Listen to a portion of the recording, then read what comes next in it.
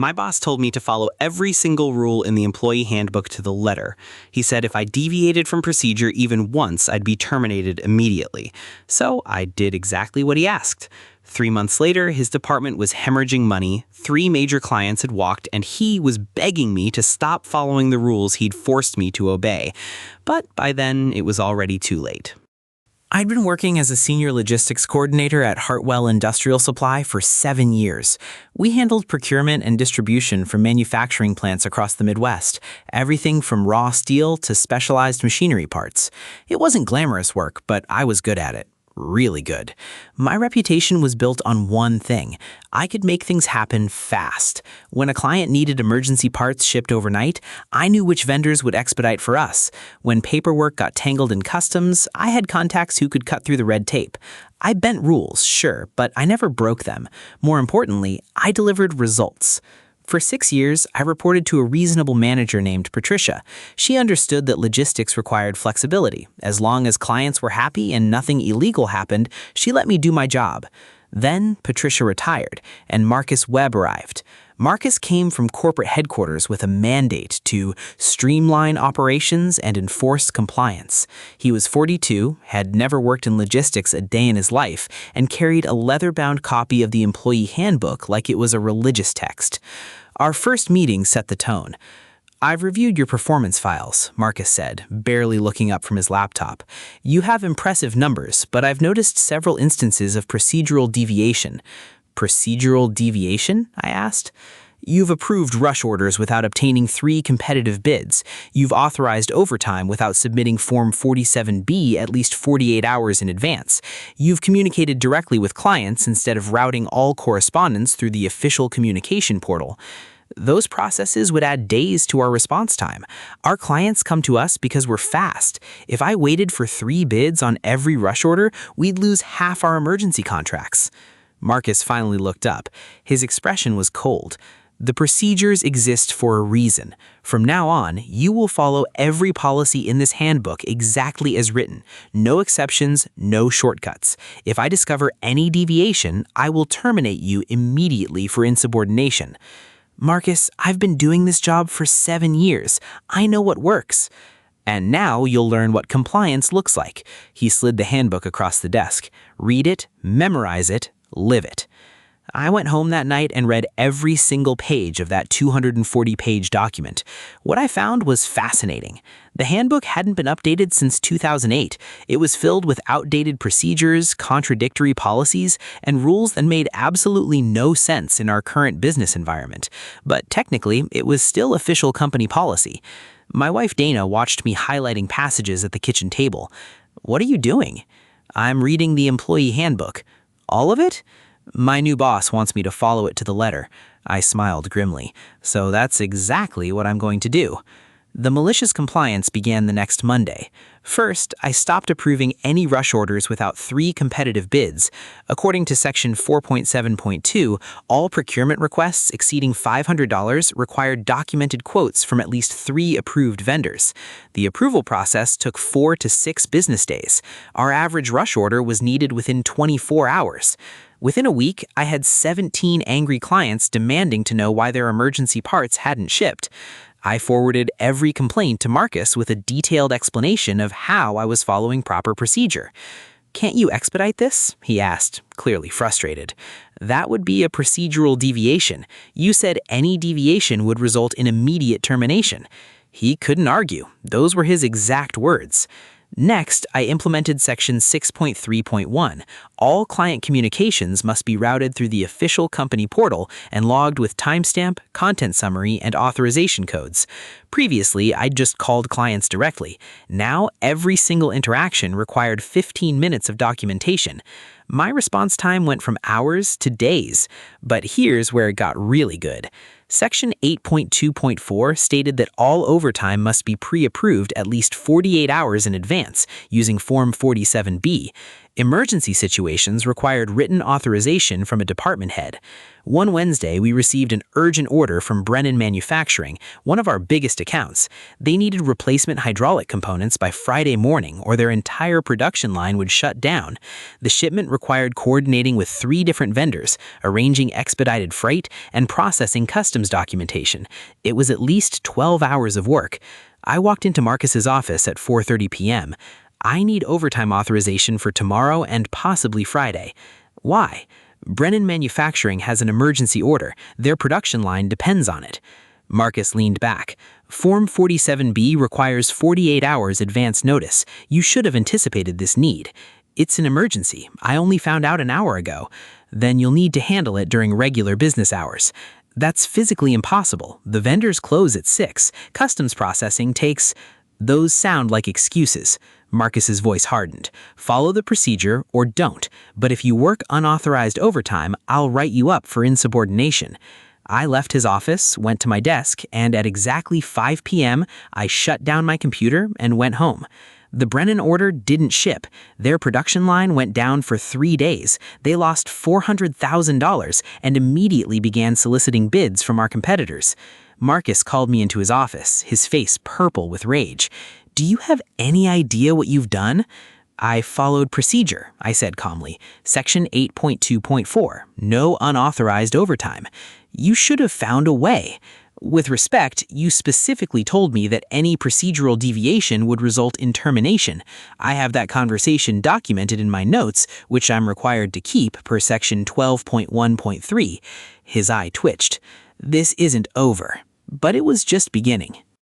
Okay, I need to stop here for a second because this is where things started escalating fast. Let me ask you this. Was I wrong for doing exactly what my boss demanded? Subscribe if you think he brought this entirely on himself.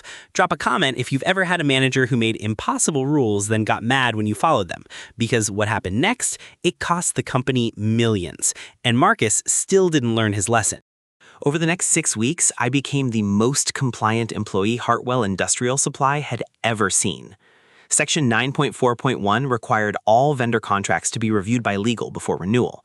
I submitted every single contract renewal to our 2-person legal team simultaneously. They had a 3-week backlog within a month. 4 vendor agreements lapsed, disrupting our supply chain.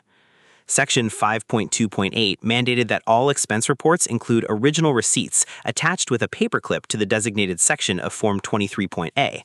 Digital copies were not acceptable. When the accounting department started accepting scanned receipts, I flagged it as a compliance violation. They had to reprocess 2 months of expense reports. Section 11.6.2 stated that company vehicles must be inspected before and after every use, with a signed checklist filed with the fleet coordinator. Our delivery driver started spending 45 minutes a day on paperwork. Deliveries fell behind. But the real damage came from Section 7.1.4. All pricing decisions must be approved by the department head before communication to clients. I used to negotiate with clients in real time. When they pushed back on prices, I had authority to offer discounts up to 15% to close deals. It was how we stayed competitive. Now, every single pricing conversation required me to pause, submit a formal request to Marcus, wait for written approval, then respond to the client. The process took 2 to 3 days. Clients started going elsewhere. In week 8, I lost the Morrison account, a client I'd personally managed for 5 years. They were worth $300,000 annually. The purchasing manager, a guy named Steve, who I'd known since my first year, called me directly. "What's happening over there?" he asked. "I've been waiting 6 days for a quote on a standard order." "I apologize. All pricing requires departmental approval now. I submitted your request to my supervisor and I'm waiting for authorization." "Your supervisor? Since when?" "New management, new procedures." Steve was quiet for a moment. "I'm sorry, but we can't operate like this. I've got production schedules to meet." Morrison signed with a competitor the following week. Marcus hauled me into his office again. This time, HR was present. A woman named Diane sat in the corner taking notes. "You're deliberately sabotaging this department," Marcus accused. "I'm following the employee handbook exactly as you instructed.